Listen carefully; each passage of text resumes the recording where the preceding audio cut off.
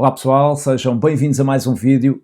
Hoje estou aqui para iniciar uma série que eu já tinha na ideia, vídeos sobre os Caminhos de Fátima, Caminhos de Santiago, Estrada Nacional 2, para quem quer fazer este tipo de percursos em bicicleta. Atenção que eu falei destes, mas há muito mais para nós falarmos aqui nesta série de vídeos. Pretendo ajudar quem nunca fez este tipo de percursos ou quem tem algumas dúvidas sobre este tipo de viagens, o que é necessário fazer, os preparativos, quanto costumamos gastar, portanto, o aspecto monetário aqui por vezes também é muito importante, onde ficamos. Quero passar a minha experiência sobre este tipo de percursos e espero ajudar-vos, já que é um assunto de interesse geral para quem anda de bicicleta. Sejam então bem-vindos, vamos avançar com este primeiro, que é sobre os Caminhos de Santiago.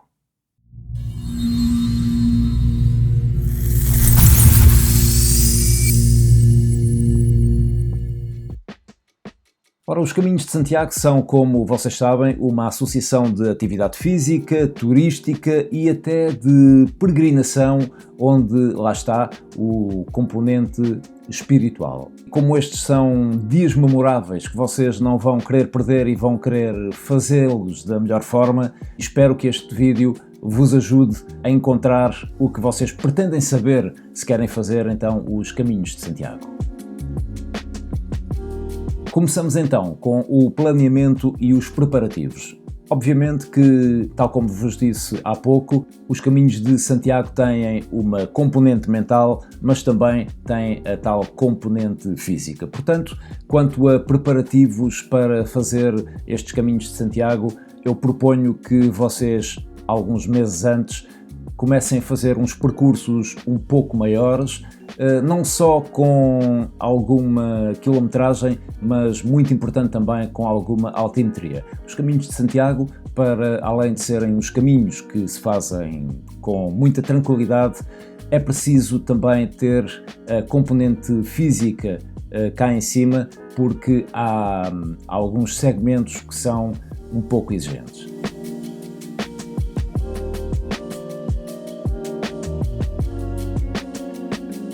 Para além disso, acho também muito importante que quem quer fazer um destes percursos, tal como os Caminhos de Santiago, que são mais do que um dia, e depois depende também dos percursos ou do caminho que vocês querem fazer. Por exemplo, se querem fazer o caminho do Porto para Santiago, são apenas 3 dias, mas se quiserem fazer o caminho francês, vão ser muito mais dias em que vocês vão estar em cima de uma bicicleta. Portanto, muito importante visitarem um médico, fazerem um check-up, verem como está a vossa saúde para irem descansadinhos para o Caminho de Santiago. E neste planeamento há que fazer exatamente o planeamento da viagem, saber quais as datas disponíveis para o fazer e qual o caminho que vamos fazer. Quanto às variantes, há imensas variantes dos Caminhos de Santiago. Temos aqui em Portugal bastantes, mas internacionalmente são conhecidas muitas variantes dos Caminhos de Santiago. Vocês apenas têm que fazer uma coisa quando estão nos caminhos, é seguir a setinha amarela. Os caminhos aqui em Portugal principalmente, e os que eu conheço, que são a partir de Lisboa, estão muito bem assinalados, não há muito que enganar, portanto, de Lisboa até Santiago de Compostela está tudo muito bem assinalado. Os outros caminhos eu ainda não conheço, mas por vídeos também de amigos que têm feito, parece-me que não há muito que enganar. Ora, aqui em Portugal temos vários caminhos que saem de Faro, de Tavira, de Lagos e depois vão cruzando Portugal de sul a norte. Entretanto, depois no norte há também variantes dos caminhos Eu vou falar aqui de algumas, não vou falar de todas, obviamente que me vou esquecer de alguma. Se vocês souberem de alguma variante das que eu não vou falar aqui, podem colocar aqui em baixo nos comentários, que terei isso em atenção para próximos vídeos. Para já, aqui em Portugal, já vos falei do caminho português, falei-vos, ou melhor, vou falar-vos do caminho central, que foi o caminho exatamente que eu fiz, a variante por Braga, o caminho português pela costa, a variante de barco, a variante pela ponte, o caminho português do interior e o caminho português da Geira e dos Arrieiros. Estes são alguns dos caminhos mais frequentados para quem sai de Portugal, obviamente. Depois, ao nível internacional, temos o caminho francês, que é o caminho mais percorrido e o mais conhecido de todos. Sai de França, percorre o norte todo de Espanha até chegar a Santiago de Compostela. O caminho de Finisterre e Muxía é um caminho que sai de Santiago de Compostela e termina em Finisterre. O caminho inglês, com saída de Ferrol e da Corunha. Depois temos o caminho espiritual e o caminho primitivo. Há quem diga que estes são dos mais bonitos de fazer. O caminho primitivo foi o primeiro itinerário jacobeu. Por último, dos que eu vou falar aqui, a Via da Prata, que tem início em Andaluzia. Já sabem, se me esqueci aqui de algum dos caminhos que vocês, por exemplo, já fizeram ou que conhecem, deixem aqui nos comentários e já agora ajudam também outras pessoas que estão aqui a ver este vídeo a escolher também qual variante que pretendem. Como já vos disse, nós fizemos o caminho central, portanto saímos do Porto, por isso ficámos em Gaia. É tudo muito mais simples quando assim é. Ficámos em Gaia, saímos da Sé, do Porto, portanto é só atravessar a ponte, subir um bocadinho até à Sé e estamos exatamente no ponto de partida. Se vocês pretenderem sair do Porto, o que vos aconselho e a minha proposta é para que fiquem num hotel ali perto, para que seja mais fácil o acesso ao ponto de partida, que costuma ser a Sé. Apesar do caminho estar muito bem assinalado, é importante que vocês, e já que estamos a falar para pessoas que vão de bicicleta, levem os tracks de GPS corretos.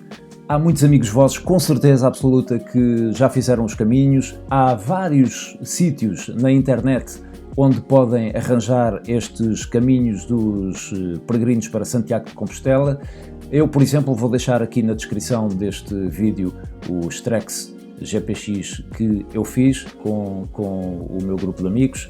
Estes tracks de GPS que eu vou deixar aqui na descrição já são uns tracks que têm alguns desvios por zonas não muito movimentadas com carros, o que é sempre bom para quem anda de bicicleta. Para quem vai de bicicleta, o meu conselho é fazer o caminho do Porto para Santiago de Compostela, e é disso que estamos aqui a falar, do caminho central do Porto para Santiago de Compostela, em 3 etapas.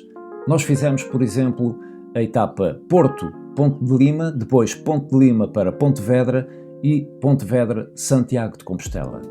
Falando de quilometragem e de altimetria, Porto-Ponte de Lima fizemos 95 km com mais ou menos 1300 de acumulado, o que não é nada mau. No segundo dia, Ponte de Lima para Pontevedra deu mais ou menos 105 km com um pouco mais de acumulado, com 1700 de acumulado. Este para mim foi o dia mais complicado, é o dia em que apanhamos a Serra da Labruja e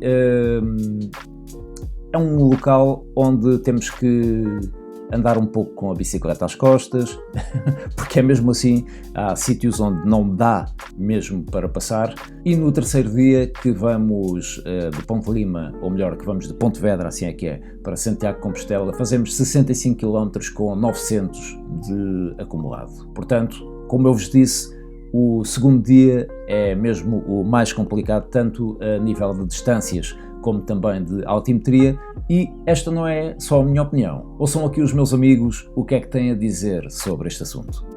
O que eu achei mais difícil dos caminhos de Santiago, em BTT, foi ter que subir a Serra da Labruja com a bicicleta à mão. No percurso, mais complicado para ti? Só quando tive que levar a bicicleta na mão, mais nada. Mas A Serra da Labruja também, não é? A bicicleta na mão, não dava para pedalar, de resto não houve nada complicado. Para mim o mais difícil foi a parte da Serra da Labruja, subir tudo à mão. Foi a parte que gostou muito mesmo. Nos caminhos de Santiago é que eu achei complicado. Achei complicado a companhia, que andava um pouco. Não achei assim nada complicado. A Serra da Labruja, acho que foi assim a parte mais. Olha!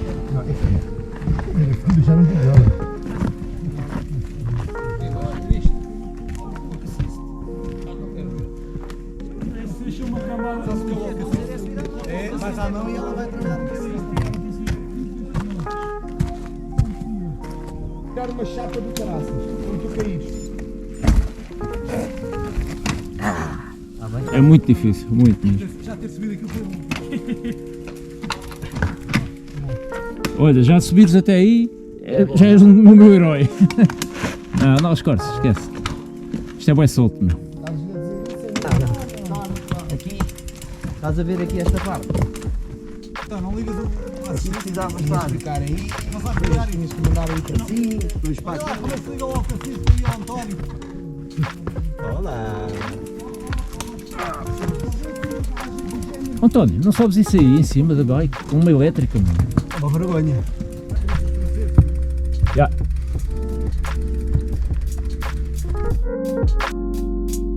E aqui está a eterna discussão. Qual a melhor altura para fazer os caminhos de Santiago?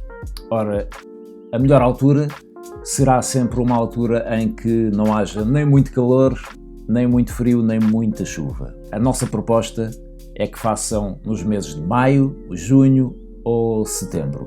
Nós, por exemplo, fizemos em outubro, tivemos bastante sorte, só apanhámos ali um bocadinho de chuva, mas tivemos muita sorte porque poderíamos ter apanhado 3 dias bastante complicados. E mesmo nesta altura de maio, junho ou setembro, poderão existir alguns contratempos. Por exemplo, a primeira vez que fiz os caminhos de Santiago foi em maio e, digo-vos, apanhámos bastante chuva.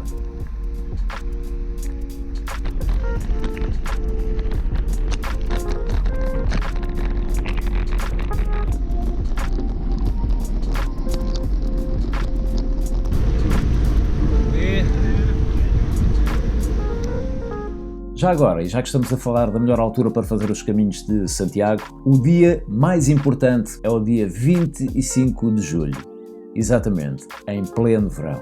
E este é um dia bastante importante, porque este é um dia em que, quando o dia 25 de julho calha a um domingo, esse ano é chamado Ano Chacobeu. Isto só acontece 14 vezes num século, portanto, imaginem quando o dia 25 de julho calha um domingo, a quantidade de peregrinos que nós vamos encontrar. Em relação à bicicleta que devemos utilizar, já ouvi muitas pessoas a dizerem: é a bicicleta que tiveres. Eu acho que não é bem assim. Para os caminhos de Santiago, se queremos fazer os caminhos por os caminhos dos peregrinos, por a rota dos peregrinos, eu acho que a bicicleta mais indicada é uma bicicleta de montanha. Conheço pessoas que já o fizeram de bicicleta de gravel, estrada nem pensar, obviamente, mas que já o fizeram em bicicleta de gravel, faz-se, mas chegam ao destino com algum sofrimento porque é uma bicicleta que não tem suspensões, apanhamos em algumas situações o caminho muito acidentado, com alguma areia, possivelmente com alguma água, e penso que, e esta é a minha opinião, a bicicleta de montanha é a melhor para fazer os caminhos de Santiago, seja ela elétrica ou convencional. Vamos agora falar sobre a credencial do peregrino. Este documento que eu tenho aqui na mão. Ora, a credencial do peregrino é um documento que pode ser encontrado em vários pontos, em albergues, em pontos turísticos. Eu costumo adquirir as minhas na Sé, vem logo aqui com o primeiro carimbo. E para que é que serve a credencial do peregrino? A credencial serve para Em cada sítio, ou em alguns sítios que nós vamos passando, vamos carimbando. Não sei se já repararam, mas tenho aqui uma série de carimbos, portanto, ao longo dos dias. Isto serve para, em Santiago de Compostela, termos direito à Compostela. O que é a Compostela? É este documento que eu aqui tenho, também. É um documento que comprova que nós fizemos este caminho de Santiago. A Compostela é um documento que é gratuito, mas se quiserem o certificado de quilómetros, isso já é pago. Não é nenhuma exorbitância de preço, mas sim, esse documento já é pago. A Compostela é gratuita. Para terem direito à Compostela, têm que fazer pelo menos 200 km em bicicleta ou 100 a pé. Isto ao longo de todo o percurso, obviamente. Ao longo do caminho vamos encontrando marcado, seja onde for, seja numa pedra que está no chão, seja numa parede, seja um ponto de sinalização exatamente dos caminhos de Santiago, encontramos sempre a setinha amarela. Não tem nada que enganar os caminhos de Santiago. Ora, nestes caminhos, obviamente que nós encontramos peregrinos a pé, o que significa que nós que vamos de bicicleta temos que ter algum cuidado ao cruzarmos-nos com os peregrinos que vão a pé. Portanto, temos todos que nos respeitar. E já agora, já que estamos a falar de respeito, tudo o que nós consumirmos durante estes caminhos que tenham embalagens de plástico ou outra qualquer, não deixem lixo nos caminhos. É uma responsabilidade nossa para que os caminhos continuem a ser aquilo que já são há muitos anos. Outra coisa muito importante, não deixem de se alimentar e de se hidratarem durante o caminho. Ora, agora vamos falar do que levar para os caminhos de Santiago. Obviamente que o caminho pode ser feito em autonomia ou pode ser feito com um carro de apoio. Já lá vamos falar sobre isto tudo. Recordo-vos apenas que, seja como for, ao longo do caminho há muitas terras que têm oficinas de bicicletas, têm lojas, restaurantes, têm muito local onde nós podemos consumir qualquer coisa, ou onde, no nosso caso, que andamos de bicicleta, poderemos ter que comprar algum do material. Portanto, não vão excessivamente carregados para os caminhos. Obviamente, se houver carro de apoio, vocês podem abusar um pouco mais, já que não temos que andar com malas com alforjes atrás de nós. Uma mochila é o suficiente, com alguma alimentação, algumas ferramentas, umas câmaras de ar, etc. Em relação ao carro de apoio, aí o carro de apoio leva todo o restante material, mas tomem atenção também que, portanto, vocês só o veem no início e no fim do caminho, a não ser que lá para o meio descubram uma terrinha onde se possam encontrar com o vosso carro de apoio. No nosso caso, era no início e no final, portanto, tudo o que nós precisávamos para o dia seguinte estava lá dentro do carro.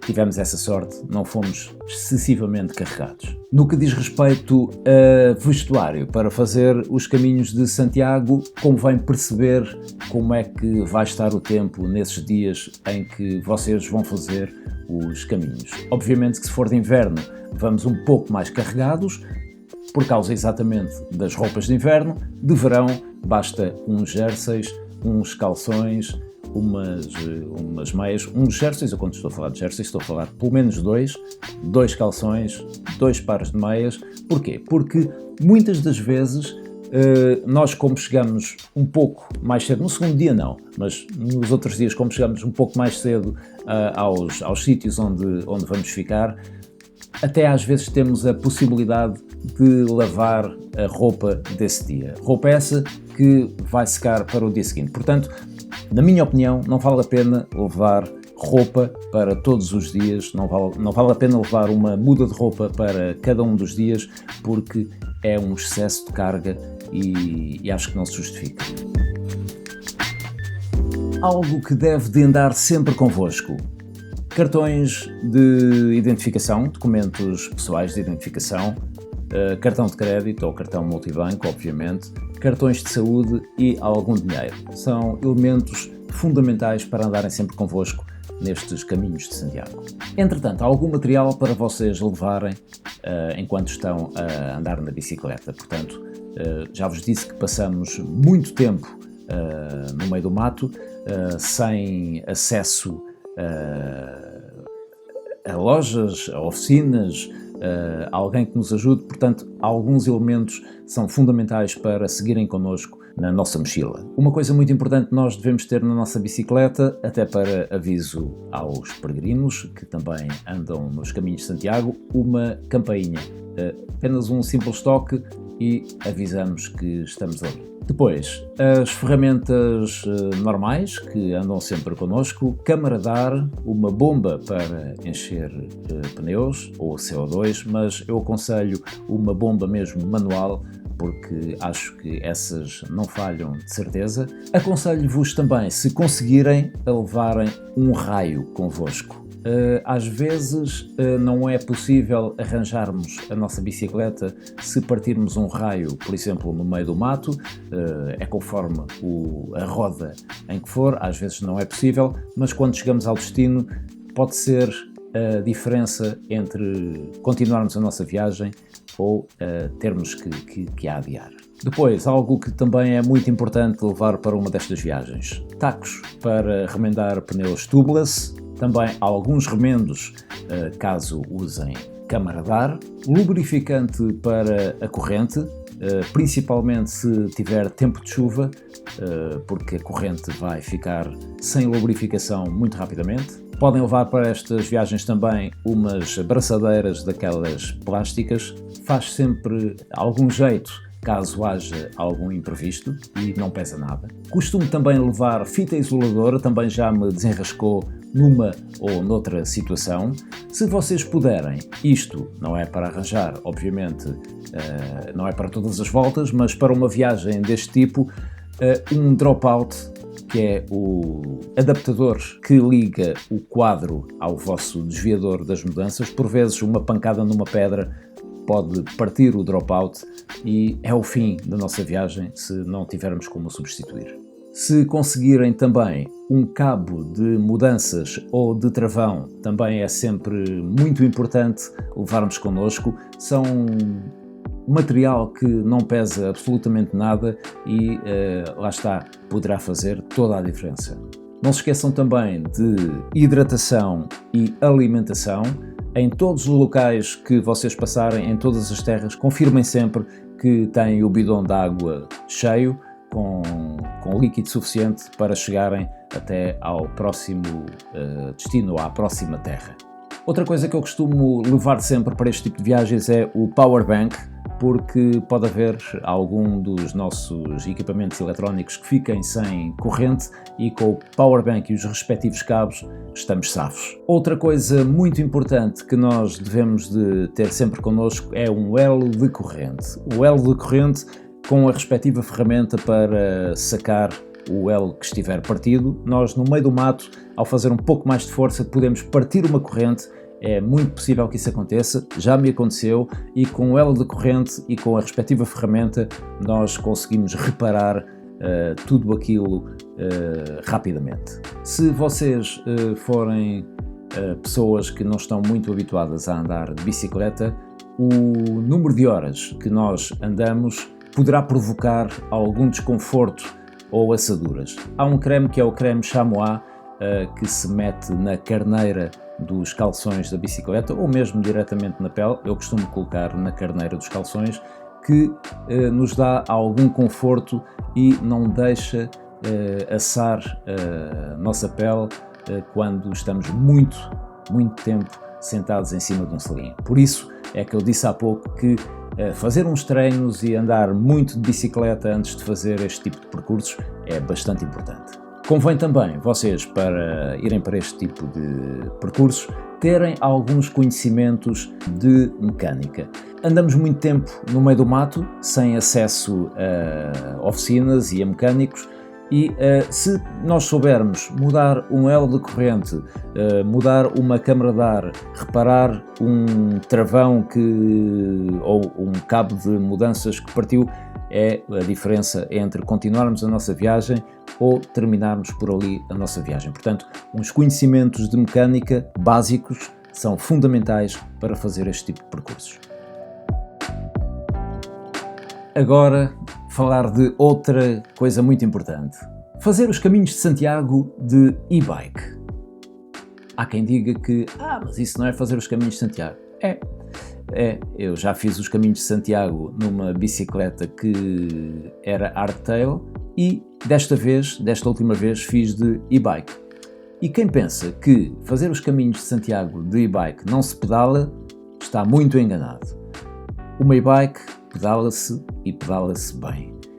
Principalmente quando vamos a direito e queremos acompanhar os nossos amigos e a e-bike a partir dos 25 km/h deixa de nos dar assistência e aí temos que pedalar e fazer muito mais força do que os nossos outros amigos que vão em bicicletas convencionais. Não estou a dizer com isto que é mais fácil ou mais difícil de ir de e-bike, obviamente. É mais fácil, até porque temos as subidas em que a e-bike ajuda e ajuda bastante. A e-bike ajuda e ajuda bastante. Mas depois também temos outro contra. Por exemplo, apanhamos a Serra da Labruja em que temos que andar com a bicicleta às costas. Apesar da e-bike ter o Walk Assistant, não é o suficiente para transpor aquele tipo de obstáculos, porque há situações em que temos mesmo que andar com a bicicleta às costas e não são 10 nem 12 kg, são 20 a 25 kg. A minha bicicleta é uma Orbea Rise H15. Eu tenho um vídeo feito sobre esta bicicleta que vocês podem ver, eu vou colocar aqui num dos cards e podem ver tudo sobre esta bicicleta. Isto para dizer que, ok, a e-bike ajuda-nos, principalmente nas subidas, porque se for a andar a direito, a partir dos 25 km/h, como eu vos disse, ela corta a assistência e temos que puxar com as nossas pernas todo aquele peso para tentar acompanhar os nossos amigos. Isto se for a direito. E depois há outra situação. Nós, se formos sempre com a bateria da e-bike ligada durante os caminhos de Santiago, possivelmente vamos chegar ao destino sem bateria. E quando a bateria acaba para retas e acaba também para subidas. Portanto, é muito importante fazer uma boa gestão da bateria e vão ver que também se divertem bastante e que nas subidas, se for preciso, ainda dão uma ajudinha a quem mais precisa. Quanto gastamos para fazer os caminhos de Santiago? Tudo depende.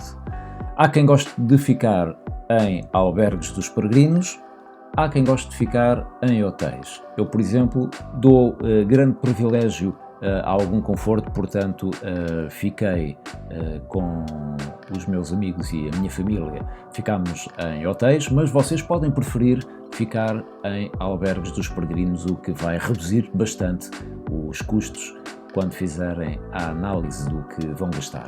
Outro dos fatores a ter em consideração quando estamos a analisar os custos é o de se vamos fazer os caminhos de Santiago em autonomia ou com carro de apoio. Se for com carro de apoio, obviamente que os custos do combustível têm que fazer parte dos nossos gastos, mas acabam por poupar depois também no transporte da vossa bicicleta. E o facto de fazer os caminhos de Santiago com o carro de apoio permite que a vossa família também faça não os caminhos, mas faça este percurso e vá visitando as terras bem bonitas ao longo do caminho do Porto até Santiago de Compostela. No que diz respeito às refeições, no meu caso optei por comer umas sandes ali durante o caminho, até porque nós, enquanto fazemos os caminhos, deveremos sempre ter grande atenção à nutrição e também à hidratação. Eu comi umas sandes durante o percurso, nunca parei para almoçar, até porque isso vai-nos quebrar um pouco o ritmo e vamos perder bastante tempo, portanto umas sandes acho que resolvem o assunto, no meu caso, e depois no jantar, lá nos podemos desforrar e fazer um jantar em condições, até com a companhia da nossa família, que é bastante agradável. Outro dos fatores a ter em consideração: fazemos os caminhos com a nossa bicicleta ou alugamos uma bicicleta? Há sítios onde podem alugar uma bicicleta no Porto, por exemplo, e deixam-na em Santiago de Compostela e não se preocupam mais com o assunto, depois só têm que apanhar o transporte para casa, enquanto que se forem com o carro de apoio não têm estes gastos, podem fazer com a vossa bicicleta que o carro depois irá transportá-la. Se não tiverem carro de apoio e se não quiserem levar a vossa bicicleta, têm que alugar e não se preocupam mais com isso. Obviamente que tudo isto tem custos. Depois vocês podem também fazer, se forem um grupo grande, o aluguer de um transporte para vos levar pelo menos até ao Porto, até ao sítio de onde saíram. Quanto a preços, estadia mais refeições, mais outras despesas para os 3 dias, eu penso que 300 € vai chegar. Isto se vocês ficarem em hotéis. Penso que 300 € vai chegar para cada pessoa. O caso do aluguer da bicicleta é conforme o que vocês alugarem. Se for só a bicicleta é um pouco mais barata, se for a bicicleta com equipamentos fica um pouco mais caro, mas isto tudo deverá rondar mais ou menos ali os 150 a 250 € conforme todo o material que vocês alugarem para levar para Santiago de Compostela. Isto fiz eu uma simulação em 1 ou 2 sites que fazem aluguer de bicicletas para Santiago. Vocês também o podem fazer, há vários sites disponíveis para fazer este tipo de simulações. Simulações desde irem buscar a bicicleta à loja, desde vos irem entregar a bicicleta ao sítio onde vocês estão, com seguros incluídos, etc. É uma questão de irem a esses sites, fazerem mais ou menos a simulação. As que eu fiz andavam a rondar mais ou menos isto, 150, 200, um pouco mais premium, os 250 €. Façam a vossa simulação e vejam se vale a pena. E pronto, vamos chegar assim ao final do nosso vídeo. Peço-vos que vocês comentem este vídeo, façam like como habitualmente, porque vai ajudar bastante o canal e acho que este é um bom tópico de discussão. Podem dar até sugestões de sítios a visitar. Eu podia dar aqui algumas, mas isso depende de cada um. Há pessoas que gostam de visitar as catedrais, as igrejas por onde vão passar, alguns pontos turísticos, outros gostam mais de fazer o caminho sem visitar nenhum destes sítios. Eu acho que vale a pena parar em alguns locais para visitar, mas vocês é que sabem. Comentem aí, deixem algumas dicas, se já fizeram os caminhos, deixem algumas dicas para pessoal que vai fazer, para visitarem esses pontos que vocês acham que são imperdíveis. Espero que tenham gostado deste vídeo. Vamos ter aí mais sobre esta série de vídeos quase para iniciantes. Vamos ter aí sobre os caminhos de Fátima, também sobre a Estrada Nacional 2 e outros que já estão a ser cozinhados. Portanto, marcamos aqui o nosso encontro para outros vídeos sobre percursos que nós já fizemos e sobre outras voltinhas e percursos que nós vamos fazer. Espero que tenham gostado, façam like, partilhem, comentem e até à próxima. Um abraço.